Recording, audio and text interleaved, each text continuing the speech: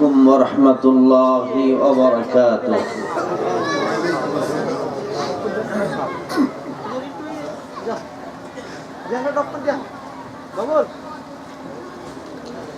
ভাই আপনি ইকোটা বন্ধ করে দেন, ইকোর প্রয়োজন নেই।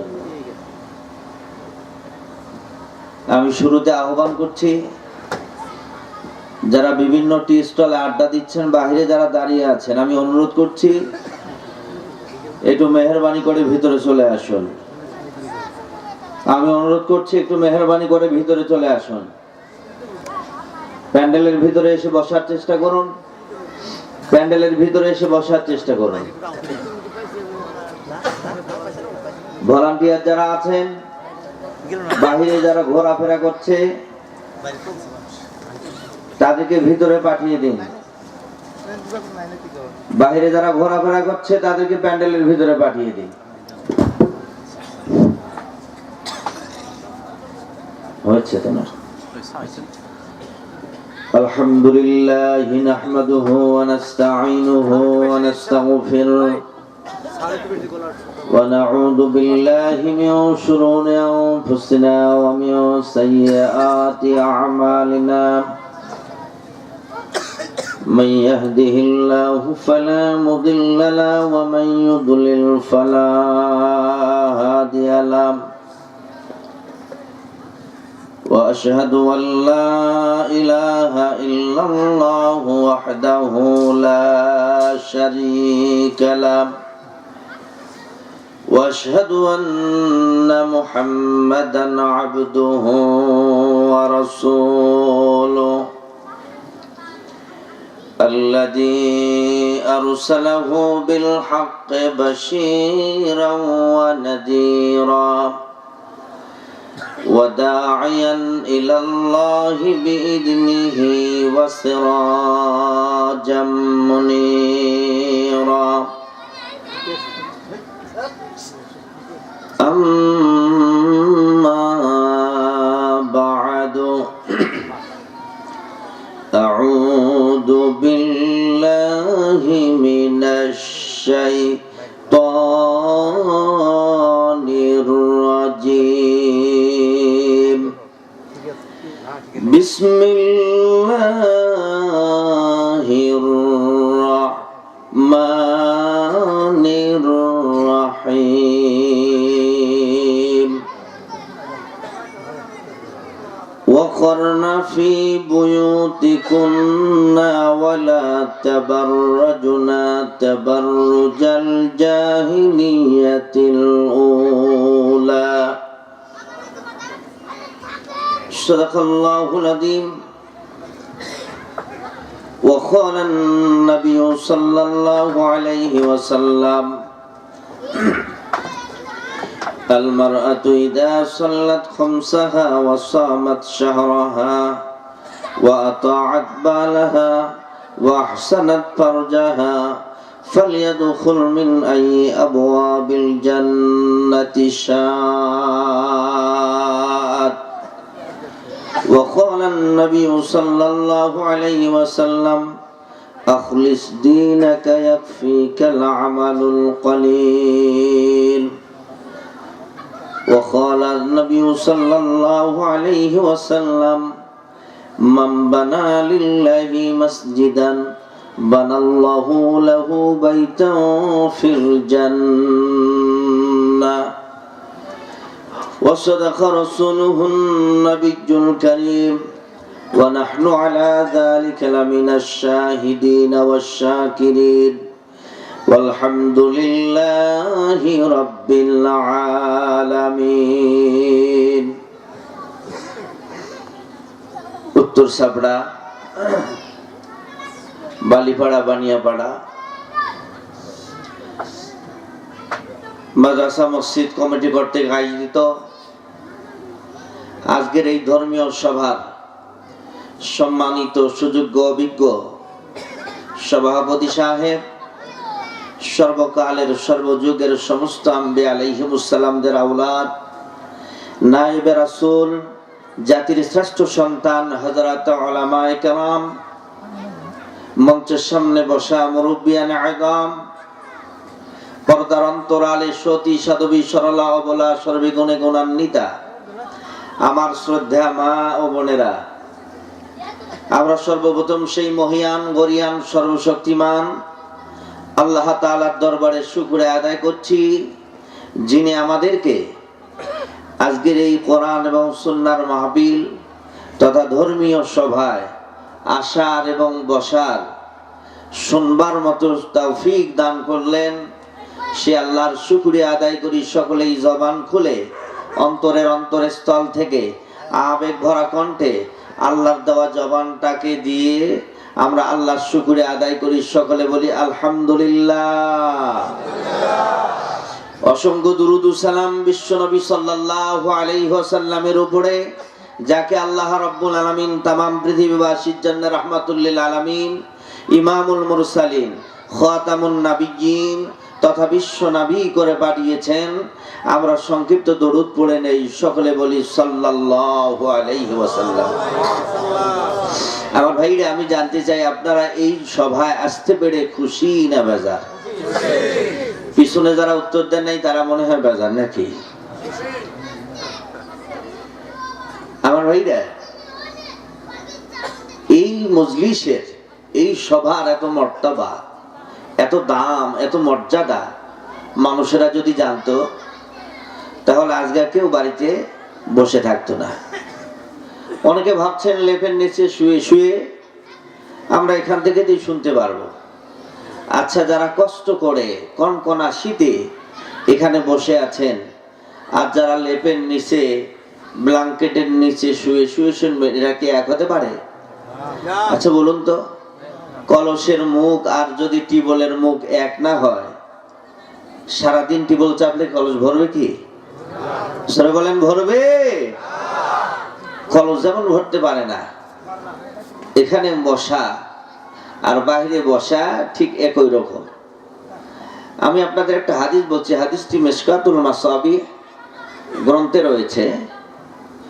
রাসূলুল্লাহ সাল্লাল্লাহু আলাইহি ওয়াসাল্লামের সাহাবীদের ভিতরে একজন বিশিষ্ট সাহাবী, বুখারী মুসলিম সহ হাদিসের কিতাবে পাতায় পাতার যার নাম পাওয়া যায়, এখানে ওলামায়ে হযরত আছেন। ওনার নাম হচ্ছে হযরত আবু হুরায়রা রাদিয়াল্লাহু তাআলা আনহু। আবু হুরায়রা রাদিয়াল্লাহু তাআলা আনহু উনি বাজারে গেলেন। বাজারে গিয়ে দেখেন ইয়াতাবাউনা, লোকেরা বেচা কিনা করছে। আল্লাহর নবীর সাহাবী আশ্চর্য হয়ে অবাক হয়ে বললেন, বন্ধুরা, আনতুম হাউনা ওয়া ফিল মসজিদি ইউকসামু মিরাসুর রাসূল, তোমরা এখানে বসে বেচা কিনা করছো, অথচ মসজিদে গিয়ে দেখো বিশ্ব নবী সাল্লাল্লাহু আলাইহি ওয়াসাল্লাম তিনি সম্পদ বন্টন করছেন, মেরাজ বন্টন করছেন। সুবহানাল্লাহ বলেন। মেরাজ শব্দের অর্থ হলো সম্পদ।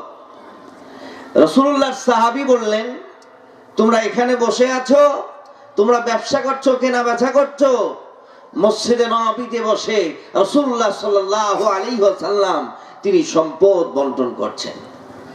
লোকেরা মনে করলো মসজিদে গিয়ে যদি সম্পদ পাওয়া যায় তাহলে বাজারে এত কষ্ট করে ব্যবসা করার দরকারটা কি বলেন? ব্যবসায় লাভও আছে, লসও আছে। একটা কথা মনে রাখবেন, সাহাবায়ে কেরামদের অভ্যাস আমাদের মতো ছিল না। বাজারে গেলে বাড়ির কথা মনেই থাকে না, সিল্লে বলেন কথা ঠিক কিনা? অনেক মানুষ আছে এমনি নামাজি, বাজারে গেলে আর নামাজের খোঁজ নাই, কামের তালে বললে নামাজের খোঁজ নাই। এমন লোক এই এলাকায় নাই, আমি ভালো করে জানি। বন্ধুরা আমার, রাসূলুল্লাহ সাহাবীদের একটা অভ্যাস ছিল, প্রয়োজনে বাজারে যেতেন, প্রয়োজন শেষ হলে সঙ্গে সঙ্গে চলে আসতেন। আমাদের মতো না, একটা চা খেতে 1 ঘন্টা সময় নষ্ট করা সাহাবায়ে কেরামদের এমন স্বভাব ছিল না। আমার বন্ধুরা একটু কান লাগায় শুনবেন, আপনার আমার নবী বিশ্ব নবী মুহাম্মদুর রাসূলুল্লাহ সাল্লাল্লাহু আলাইহি ওয়াসাল্লাম তিনিও ব্যবসা করেছেন। জোরে বলেন, করেছেন কি করেন নাই? হযরত খাদিজা রাদিয়াল্লাহু তাআলা আনহা বলেন, আমার সঙ্গে বিয়ে হয়ে গেল, বিশ্ব নবী যখন আমার ব্যবসার দায়িত্ব ভার গ্রহণ করলেন, আমার ব্যবসায় এত লাভ হয়েছে, একজন নয়, দুজন নয়, 12 জন প্রাইভেট সেক্রেটারি শুধু হিসাব রক্ষণাবেক্ষণের জন্য রেখে দিয়েছি। বলেন না সুবহানাল্লাহ। আমার বন্ধুরা, রাসূলুল্লাহ ব্যবসা করেছেন, কিন্তু আমাদের মতো নয়, প্রয়োজন ছাড়া একটা মিনিট একটা সেকেন্ড বাজারে কাটিয়েছেন। আল্লাহর নবী বলেন, আহাব্বুল বিলাদি ইলাল্লাহি তাআলা মাসাজিদুহা ওয়া আবগাদুল বিলাদি ইলাল্লাহি তাআলা আসওয়াকুহা। ও দুনিয়ার মানুষেরা, পৃথিবীতে সর্বোৎকৃষ্ট জায়গা ওই জায়গার নাম হলো মসজিদ, আর পৃথিবীতে সর্বনিকৃষ্ট জায়গা ওই জায়গার নাম হলো বাজার। কথা বুঝতে পারেন না? আগামীকাল থেকে বাজারে গিয়া বসে একটা চা খেতে 1 ঘন্টা নষ্ট করবেন নাকি? একটা মাছ বাড়ি নেওয়ার চিন্তা করেন। ভাইরা আমার, বন্ধুরা আমার, আল্লাহর নবীর সাহাবী হযরত আবু হুরায়রা বললেন, আল্লাহর বান্দারা, তোমরা এই জায়গায় ব্যবসা করছো, অথচ নবীজি মসজিদে নববীর ভিতরে মেরাজ বন্টন করছেন, সম্পদ বন্টন করছেন। সাহাবীরা মসজিদে চলে গেলেন।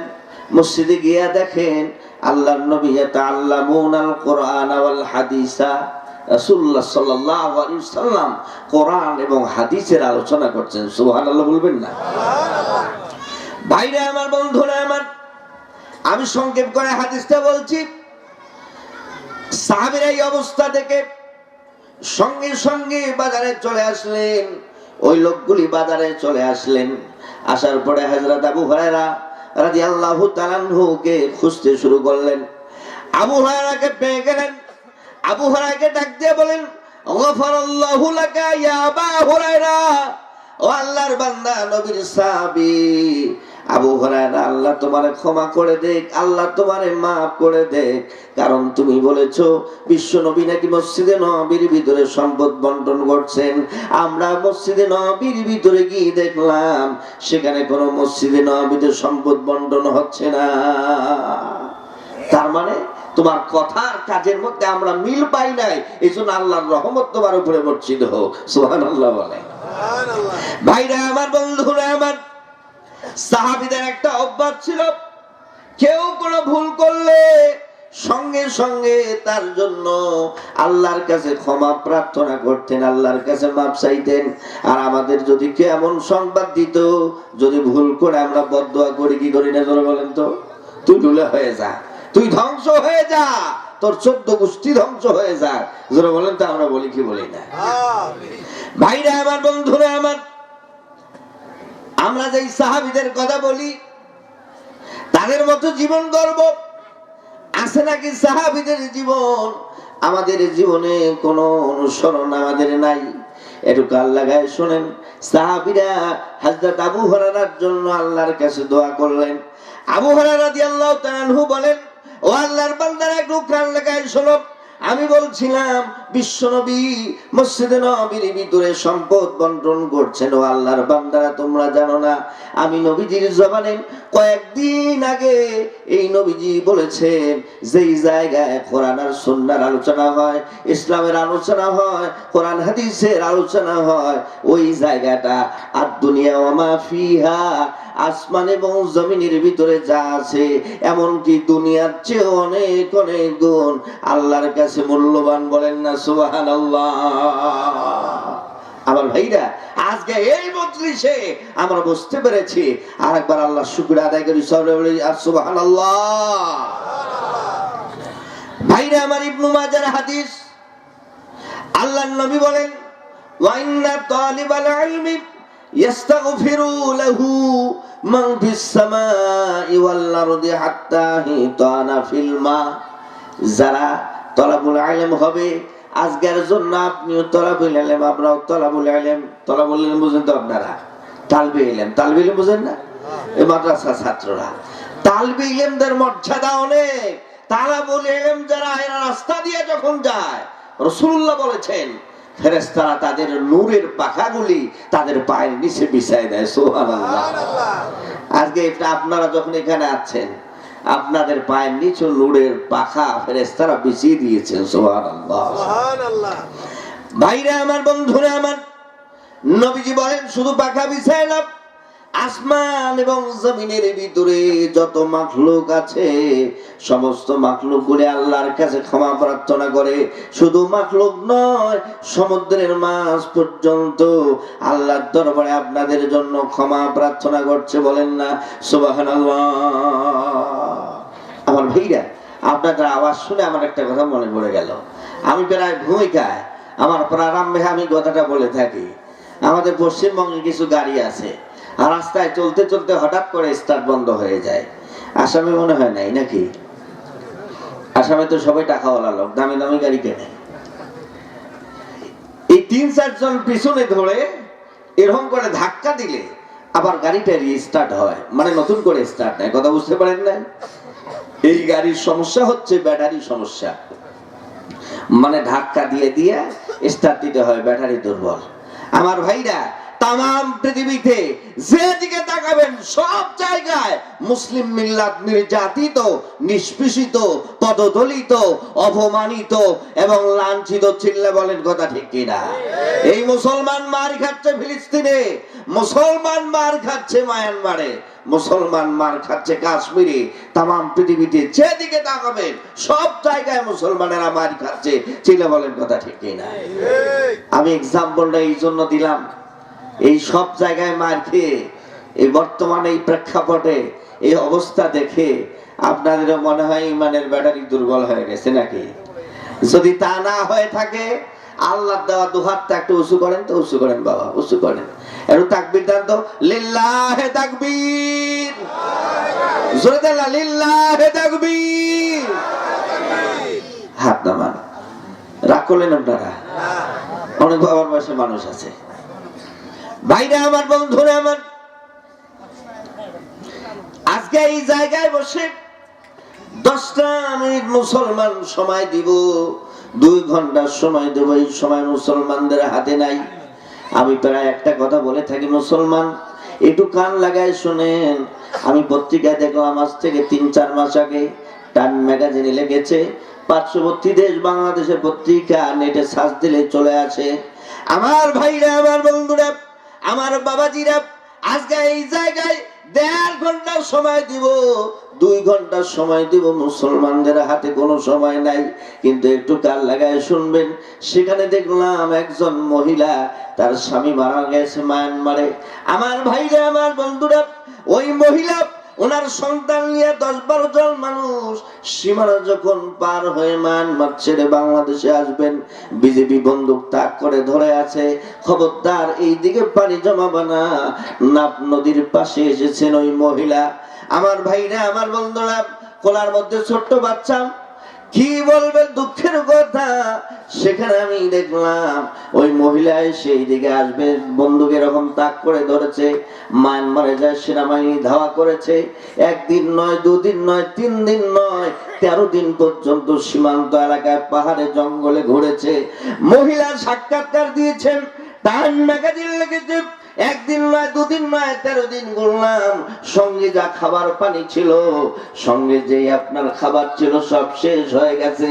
এরপরে কি খেয়ে বাঁচবো? জীবন বাঁচানোর জন্য গাছের পাতা সিবাই সিবাই খেয়েছি। ও মুসলমানেরা, আজকে 2টা ঘন্টা সময় দিব আল্লাহর জন্য। আল্লাহর ঘরকে মহব্বত করে, আল্লাহর নবীর ঘরকে মহব্বত করে মুসলমানদের এই সময় নাই। আমার ভাইরা, ওই মায়ানমারের মতো পরিস্থিতি এখানে আসতে পারে কি পারে না? ছিল বলেন তো, আসতে পারে কি পারে না? ভাইরা আমার, বন্ধুরা আমার, একজন ওখানকার প্রাক্তন চেয়ারম্যান, প্রাক্তন প্রধান, ওনার নাম দিয়েছে শেখ জামাল নাম। 1 দিন নয়, 2 দিন নয়, লোকটা বলেছেন 71 সালে যখন বাংলাদেশে ফ্রিডম ফাইটার হয়েছিল, স্বাধীনতা যুদ্ধ হয়েছিল, অনেক লোক বাংলাদেশ থেকে আমাদের দেশে গিয়া আমার বাড়িতে গিয়ে আশ্রয় নিয়েছিল, খানা খেয়েছিল। 1 মাস, 2 মাস, 6 মাস পর্যন্ত খেয়েছিল মুসলমান।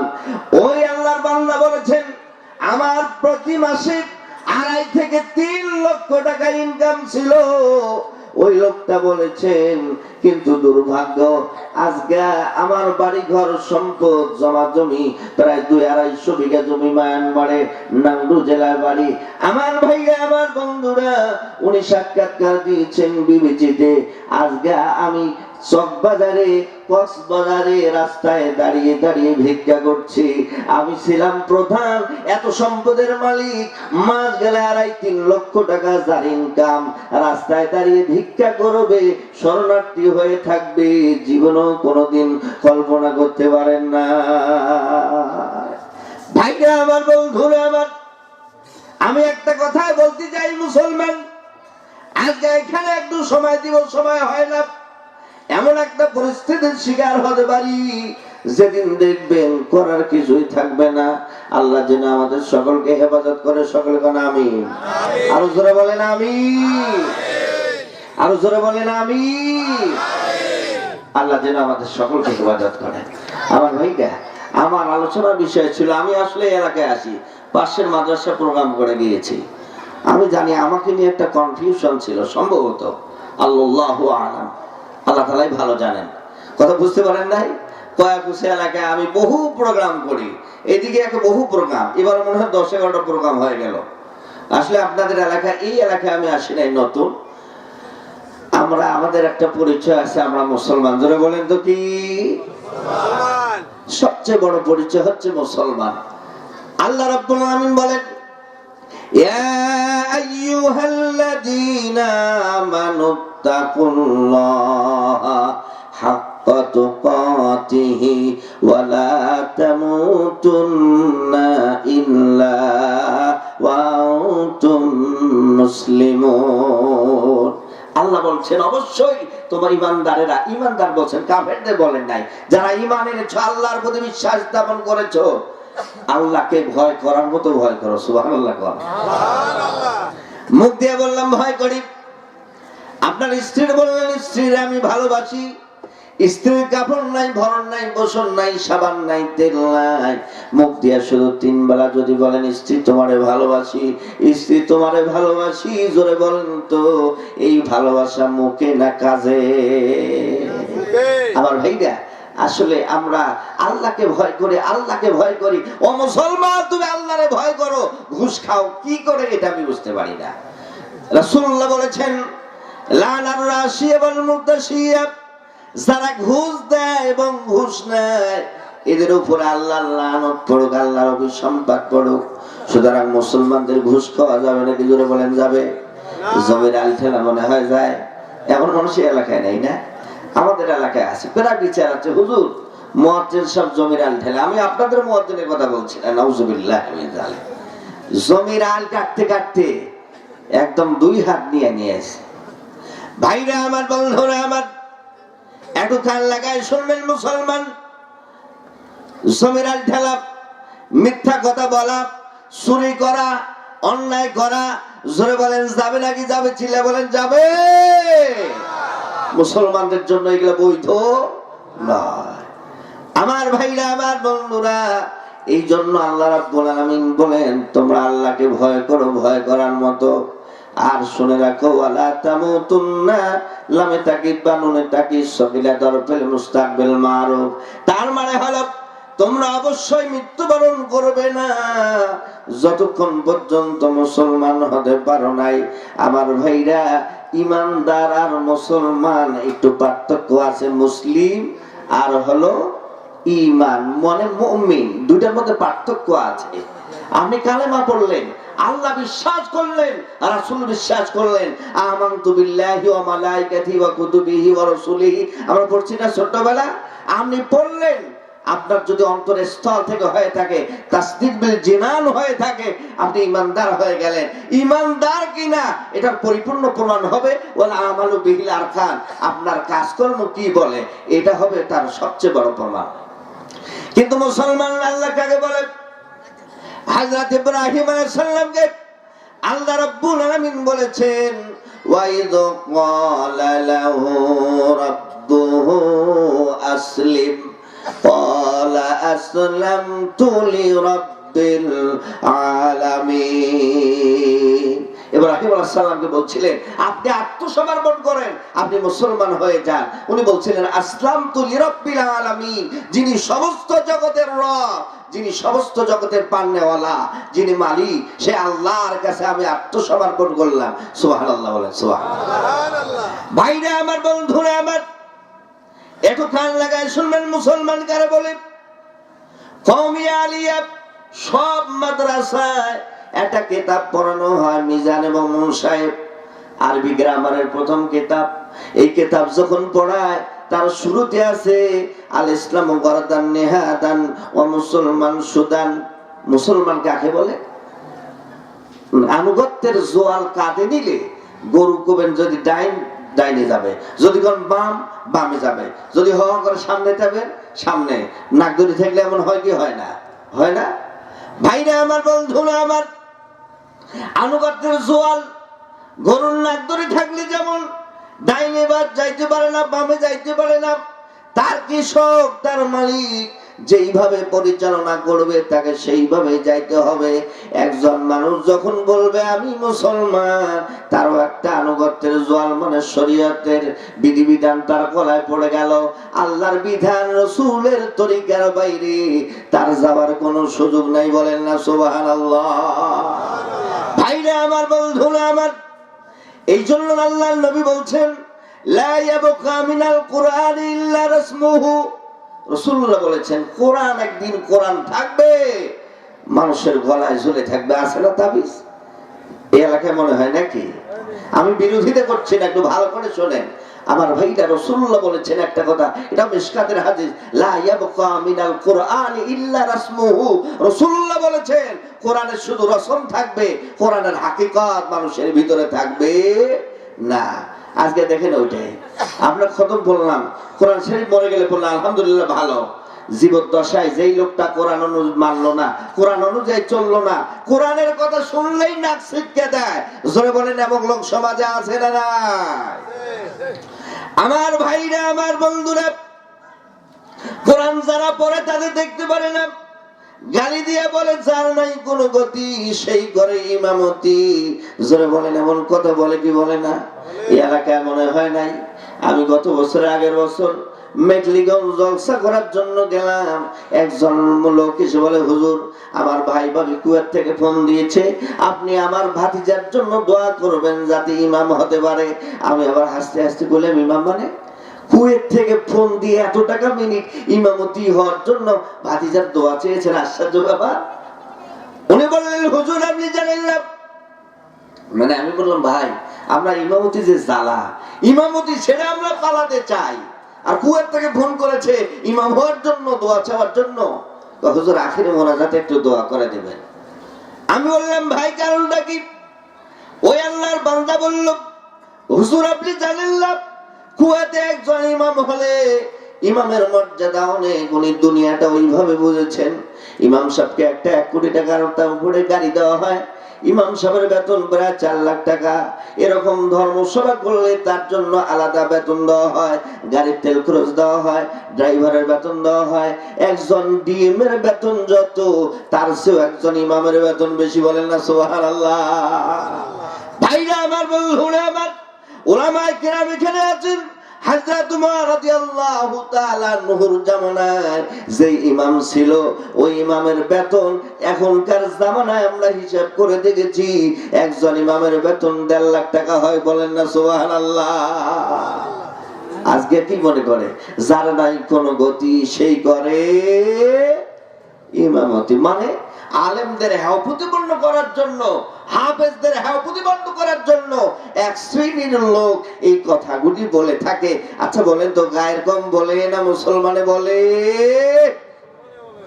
আশ্চর্য হয়ে যায় মুসলমান। দুঃখ লাগে ভাই,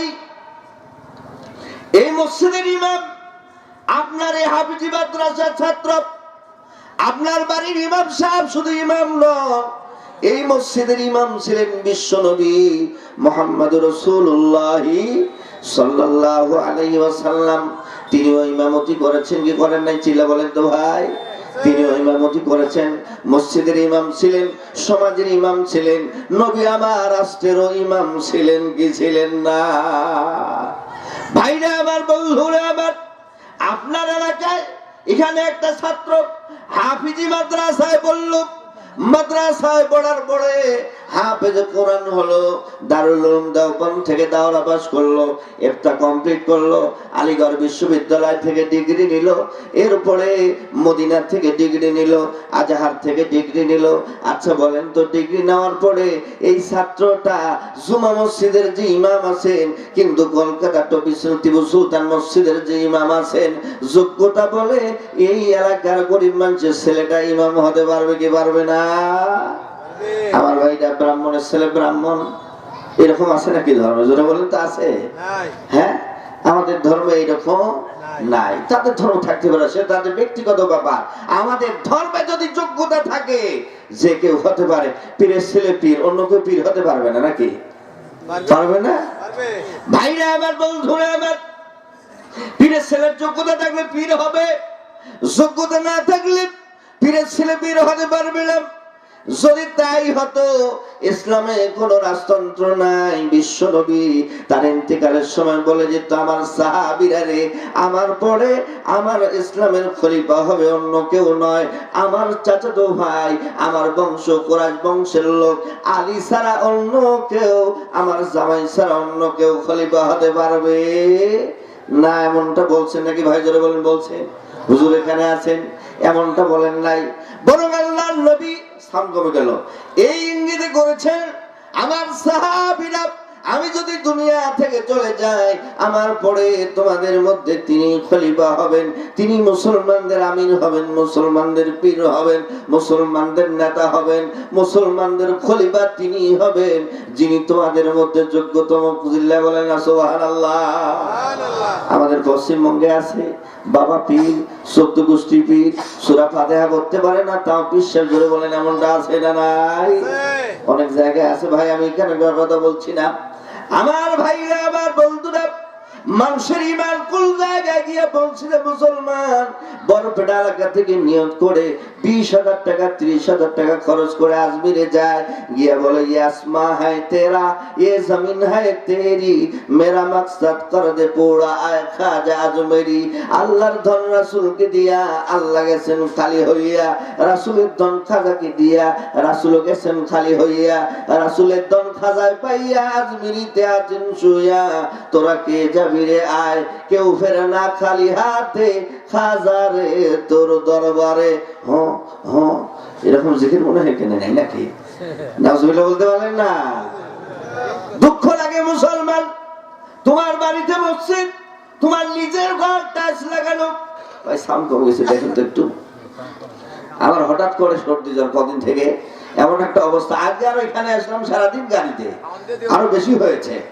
ভাইরা আমার, বন্ধুরা আমার, একটু কান লাগায় শুনবেন মুসলমান ও আল্লাহর বান্দারা। শোনা যাচ্ছে ভাই? শোনেন না ইনশাআল্লাহ, একটু ভালো কান লাগায় শুনবেন মুসলমান। হক্কানি পীর কোরআনে আছে, হাদিসে আছে, সব জায়গায় আছে। সূরা ইউনূসের 62 এবং 63 নম্বর আয়াতে বলেন, আল্লাহ বলেন, আলা ইন্না আউলিয়া আল্লাহি লা খাউফুন আলাইহিম ওয়ালা হুম ইয়াহজানুন। আল্লাহ বলছেন পীর মানে, এখানে আউলিয়ার কথা বলছেন আল্লাহ। ওলি মানে বন্ধু, তার বহুবচন চাউলি। আল্লাহ সাবধান হও আমার ওলিদের ব্যাপারে, আমার ওলিদের কোনো ভয় নাই, কোনো চিন্তা নাই। সুবহানাল্লাহ।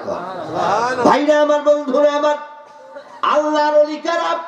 আল্লাহ সেই ডিফিনিশন, সেই সংজ্ঞা তার পরবর্তীতে 63 নম্বর আয়াতে আল্লাহ তাআলা দিয়েছেন। আল্লাহ গোপন রাখেন না আমার ওলি কারা।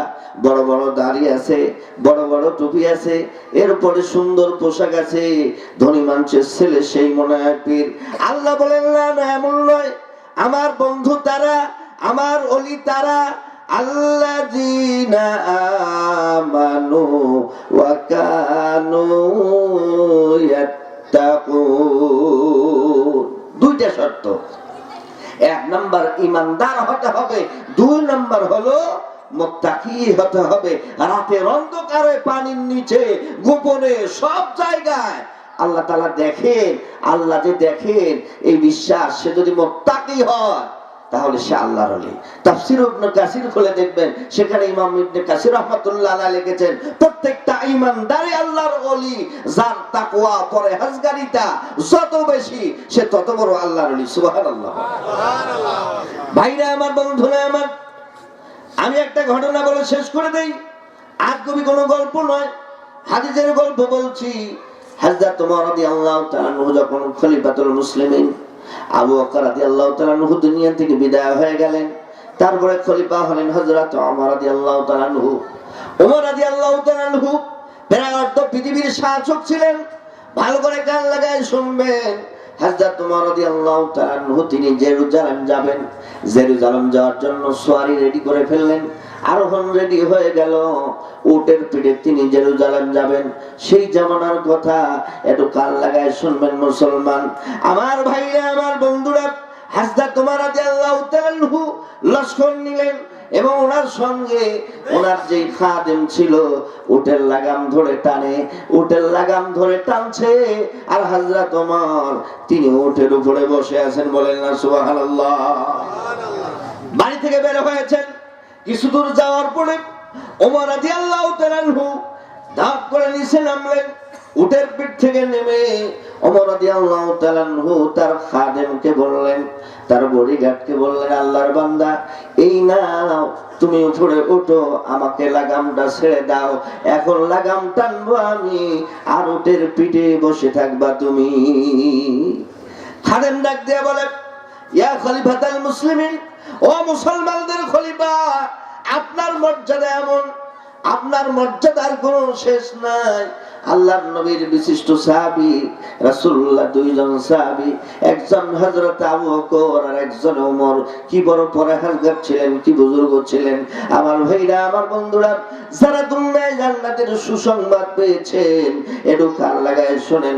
হযরত ওমর বলেন, খাদেম রে, যা উটের পিঠে আরোহণ করো, লাগামটা আমারে ছেড়ে দাও। খাদেম ডাক দিয়ে বলে, হুজুর, আমি লাগাম ধরতে পারবো না, আপনি হলেন খলিফাতুল মুসলিমিন, আপনি লাগাম ধরবেন, আমি উটের পিঠে থাকবো, এটা কখনো সম্ভব নয়, এটা কখনো মানায় না। আমার ভাইরা, আমার বন্ধুরা, তাকওয়া কারে বলে, পরহেজগারিতা কারে বলে, একটু কান লাগায় শুনবেন। হযরত ওমর রাদিয়াল্লাহু তাআলা আনহু খুব রাগী ছিলেন। একটু রাগের সুরে বললেন, খাদেম, আমি যাই বলি তাই শোনো, উটের লাগাম ছেড়ে দাও, উপরে ওঠো। ও আল্লাহর বান্দা, আল্লাহর তুমিও একজন গোলাম, আমিও একজন গোলাম, এর বাইরে কোনো পরিচয় নাই। বলেন সুবহানাল্লাহ। আমার ভাইরা, আমাদের যদি মুখ্যমন্ত্রী প্রধানমন্ত্রী হতো, কি হতো? শুধু ভারতবর্ষের প্রধানমন্ত্রী নন, বাংলাদেশের প্রধানমন্ত্রী নন, আমেরিকার প্রধানমন্ত্রী নন, প্রায় অর্ধ পৃথিবীর শাসক খলিফা হযরত ওমর রাদিয়াল্লাহু তাআলা আনহু লাগাম হাতে নিলেন। খাদেম উপরে চলে আছেন, পালাক্রমে একজন নামেন, আর একজন উপরে ওঠেন। একবার হযরত ওমর লাগাম ধরেন, খাদেম উপরে ওঠেন, আর একবার খাদেম লাগাম ধরেন, হযরত ওমর উপরে ওঠে।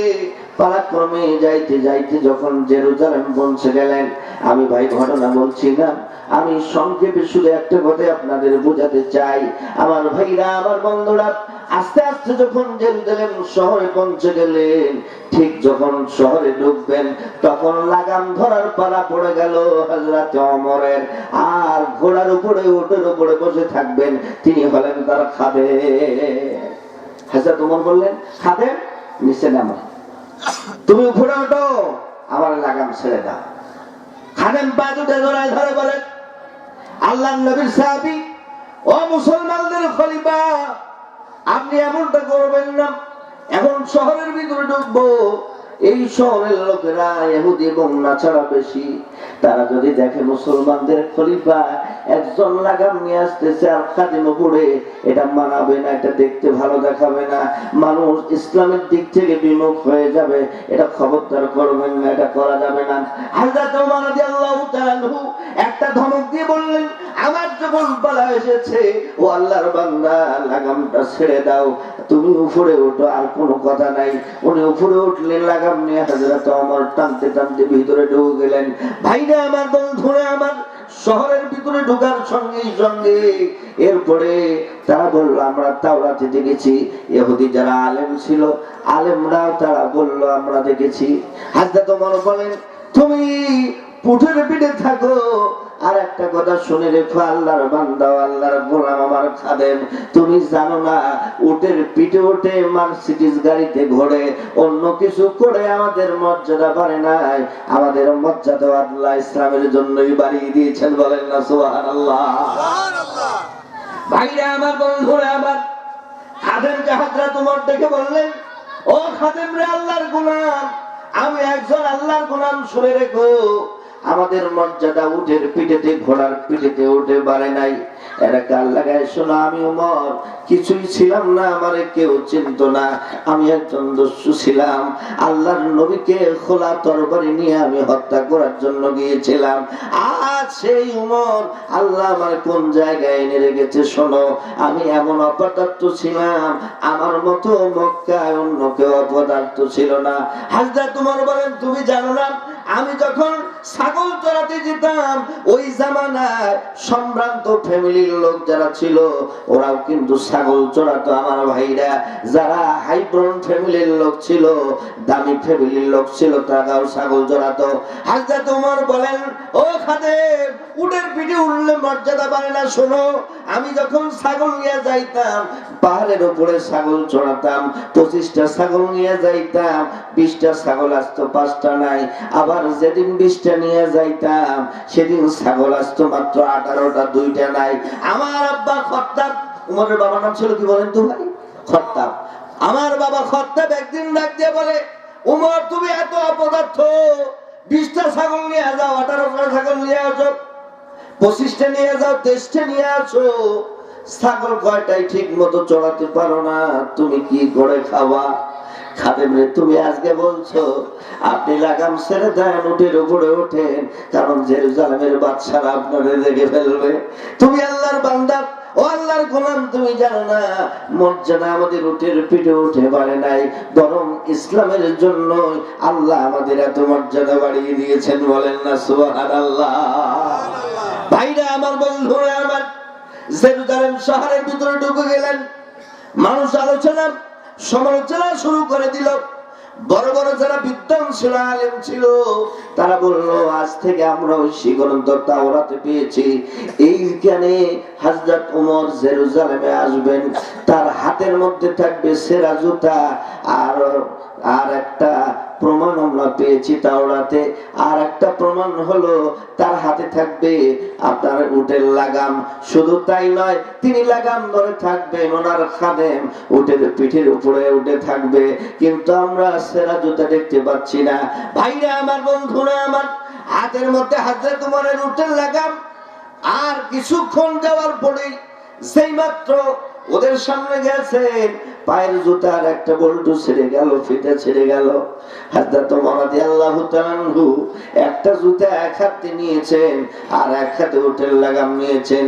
এইভাবে যখন জেরুজালেম শহরে ঢুকলেন, ইহুদি আলেম যারা ছিল ওই জামানায়, তারা বলতে শুরু করলো আমরা তাওরাতে পেয়েছি মুসলমানদের যিনি খলিফা হবেন তিনি যখন জেরুজালেমে প্রবেশ করবেন, সেখানে লেখা আছে এক হাতে থাকবে সিরা জুতা আর এক হাতে থাকবে উটের লাগাম। আজ আমরা আমাদের সেই ভবিষ্যৎবাণী অক্ষরে অক্ষরে প্রমাণিত হয়ে গেল, ইনি মুসলমানদের খলিফা। হযরত ওমরের কাছে গিয়ে একাকটি মিনতি করে বলে, ও মুসলমানদের খলিফা, এই নেন জেরুজালেমের চাবি, যত জেরুজালেমের সম্পদ আছে আজকে আমরা সব আপনার হাতে দিয়ে দিলাম। বলেন না সুবহানাল্লাহ। ভাইরা আমার, বন্ধুরা আমার, এই জন্য আমি বলছিলাম আল্লাহর কাছে দাম হলো তাকওয়ার। জোরে বলেন কিসে? আল্লাহর কাছে দাম হলো তাকওয়ার। ভালো পোশাক পরবেন, আল্লাহর কাছে মর্যাদা বাড়বে এমনটা নয়। ইন্না আকরামাকুম ইনদাল্লাহি আতকাকুম। আল্লাহ তাআলা বলছেন আমার কাছে সবচেয়ে সেই দামি যার তাকওয়া, পরহেজগারিতা, আল্লাহর ভীতি, নবীর তরিকা যারা সবচেয়ে বেশি মানে তার মধ্যেই কল্যাণ আছে, সেই পরহেজগার। সুবহানাল্লাহ ওয়া বিহামদিহি। আল্লাহ রাব্বুল আলামিন বলেন সূরা হাজাবের 33 নম্বর আয়াতে, ওয়াকরনা ফি বুয়ুতিকুন্না ওয়ালা তাবাররাজুনা তাবাররুজাল জাহিলিয়াতিল উলা। আমি মা বোনদের করার সময় বলে শেষ করে দিই, এখন আমার বক্তা আসবেন। আল্লাহ বলেন তোমরা ঘর থেকে বের হয়ে না, আয়ামে জাহিলিয়াতের যুগের নারীরা যেইভাবে বের হয়েছে তোমরা বের হয়েও না। জোরে বলেন তো নির্দেশ কার? তাফসীরে মারফুল কোরআনে লিখেছে আয়ামে জাহিলিয়াতের যুগ ছিল তখন, এটা হলো জাহিলিয়াতে উলা আর এটা হচ্ছে ওখরা। কথা বুঝেন না? এটা কম জাহিলিয়াতের যুগ না।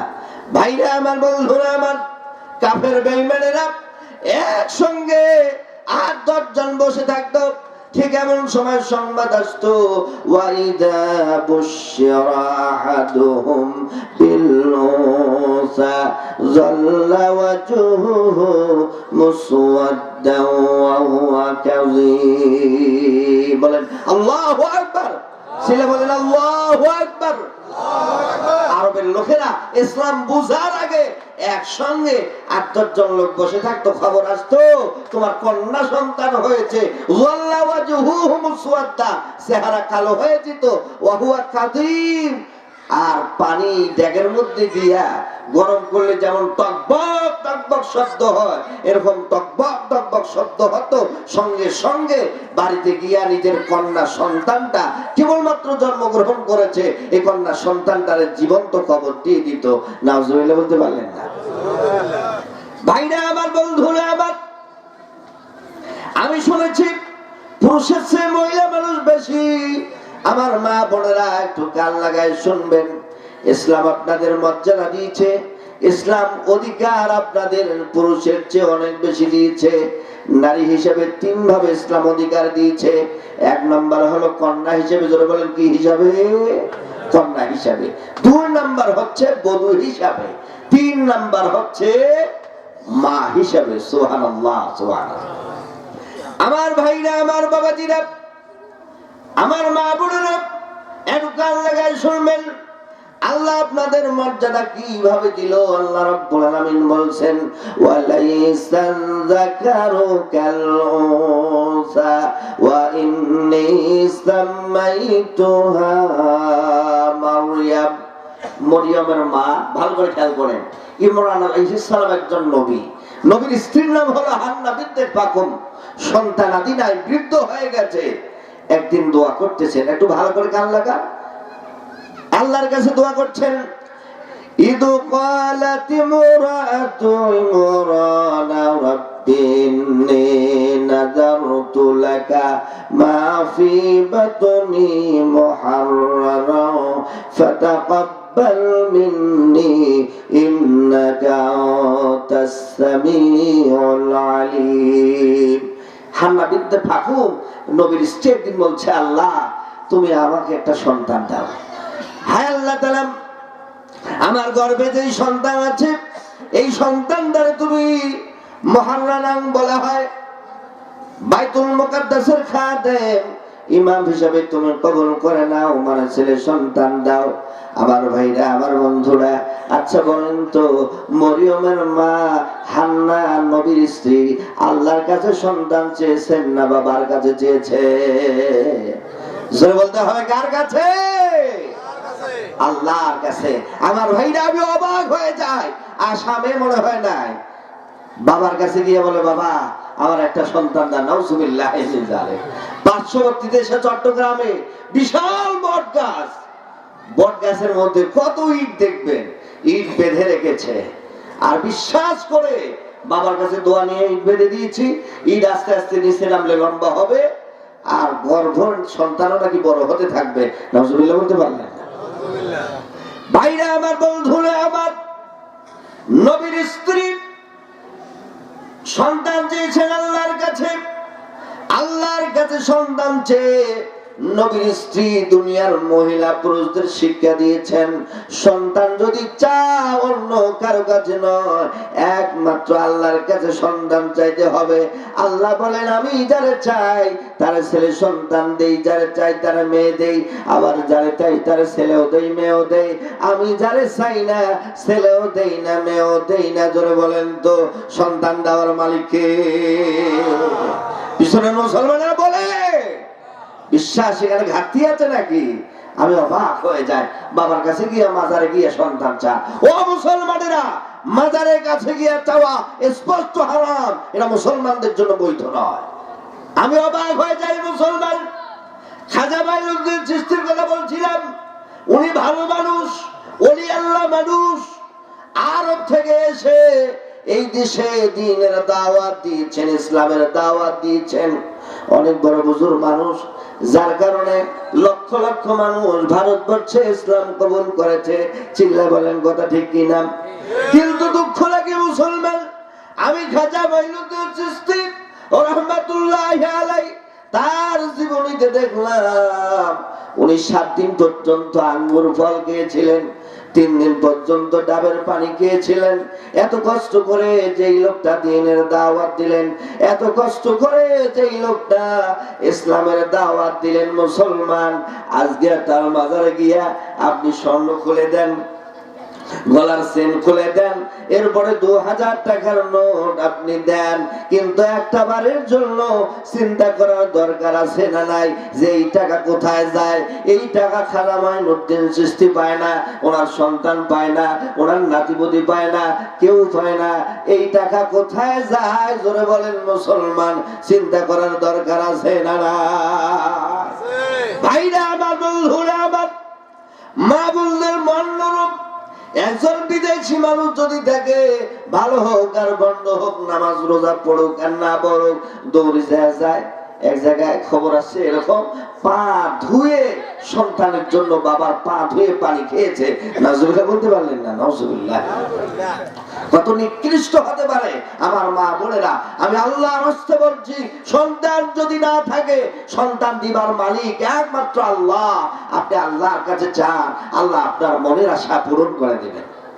সূরা বাকারার 186 নম্বর আয়াতে আল্লাহ রাব্বুল আলামিন বলছেন, وَإِذَا سَأَلَكَ عِبَادِي أَنِّي فَإِنِّي قَرِيبٌ أُجِيبُ دَعْوَةَ الدَّاعِ إِذَا دَعَانِ।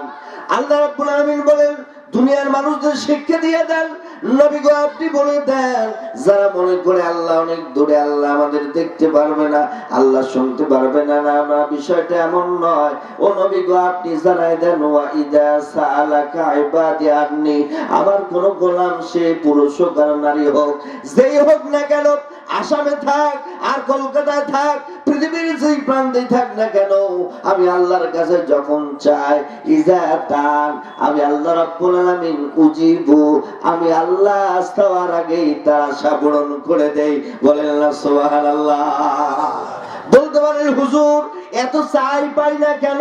রক্তের মধ্যে ঢুকে গেছে হারাম, রক্তের মধ্যে মুসলমানদের ঢুকে গেছে সুদ, মুসলমানদের ঢুকে গেছে ঘুষ, রক্তের সঙ্গে মিশে গেছে। এই জন্য দোয়া করি, আল্লাহ দোয়া কবুল করে না। চিল্লা বলেন কথা ঠিক কিনা?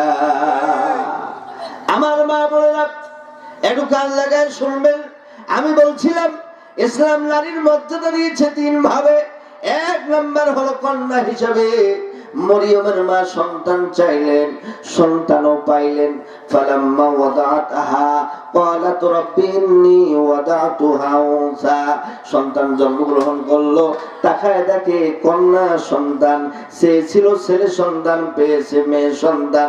জোরে বলেন তো আমাদের দেশে মেয়ে সন্তান হলে বেশি খুশি হয় নাকি ছেলে সন্তান হলে বেশি খুশি হয়? কোনটা বাবা? আমি অবাক হয়ে যাই। এক এক করে 4টা মেয়ে সন্তান হয়েছে। জ্বলন্ত সিগারেটের আগুন স্ত্রীগারে লাগাই দিয়েছে। নাউজুবিল্লাহ মিন যালিক। শুধু তাই নয়, আমাদের পার্শ্ববর্তী দেশে পত্রিকায় দেখলাম এক এক করে 3টে মেয়ে সন্তান হয়েছে, এজন্য নিজের স্ত্রীকে তালাক দিয়েছে। নাউজুবিল্লাহ মিন যালিক। ভাইরা আমার, বন্ধুরা আমার, ছেলে সন্তান আর মেয়ে সন্তান মহিলার কোনো দোষ নাই। দোষ যদি থাকে বিজ্ঞান বলে দোষ হলো পুরুষের, অন্য কারণ নাই। মহিলার ক্রোমোজোম থাকে এক্স এক্স এক্স, পুরুষের থাকে এক্স ওয়াই। পুরুষ যদি শারীরিক ভাবে সবল হয় তাহলে পুরুষের কাছ থেকে ওয়াই যায়। এটা বিজ্ঞানের পরিভাষা, কোরআন হাদিসের নয়। এক্স ওয়াই দুইটা যুদ্ধ করে তার ছেলে সন্তান হয়। আর যদি শারীরিক ভাবে স্ত্রীর চেয়ে যুবকটা দুর্বল হয়, যুবক দুর্বল হয়, উইক হয়, তাহলে ছেলের কাছ থেকে যায় এক্স, মহিলারও এক্স, দুইটি একসঙ্গে মিলে বিজ্ঞান বলে তার কন্যা সন্তান হয়। এই জন্য ছেলে সন্তান হওয়ার জন্য দায়ী মেয়ে না তার স্বামী না স্ত্রী। জোরে বলেন তোকে। ভাইরা আমার, বন্ধুরা আমার, আল্লাহর নবী বলেছেন, ও দুনিয়ার মানুষেরা, তোমরা তোমাদের কন্যা সন্তানকে ভালোবাসো, কারণ আমি নবী কন্যা সন্তানদের